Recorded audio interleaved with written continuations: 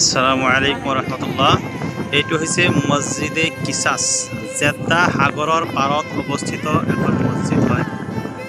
এই মছজিদটোৰ বিশেষত্ব হ'ল যে সৌদি চৰকাৰৰ আইনৰ দৃষ্টিত কোনো যদি অপৰাধী আছিলে, সেই অপৰাধৰ যি শাস্তি, এই শাস্তি এইখন মছজিদৰ ইয়াতেই বাস্তৱায়ন কৰা হৈছিল।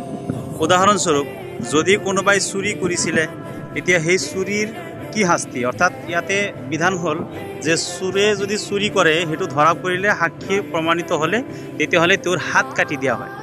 গতিকে সেই হাত কটাটো ইয়াতে বাস্তৱায়ন কৰা হৈছে। ঠিক তেনেকুৱা ধৰণৰ আৰু কিছুমান অপৰাধ আছে, যি অপৰাধৰ শাস্তি মৃত্যুদণ্ড, সেই মৃত্যুদণ্ডটো ইয়াতে বাস্তৱায়ন কৰা হৈছিল। সেইকাৰণে এই মছজিদৰ নাম দিয়া হৈছে মছজিদে কিসাছ। আৰু এইটো একেবাৰে জেদ্দা সাগৰৰ পাৰত অৱস্থিত। এইটো এটা সাগৰৰ সুঁতি ওলাই আহিছে। আমি অলপ পিছতে একেবাৰে মেইন সাগৰলৈকে যাম। এইটো হৈছে মছজিদে কিসাছ, যি জিদ্দা অৰ্থাৎ সৌদি আৰবৰ জিদ্দাত অৱস্থিত।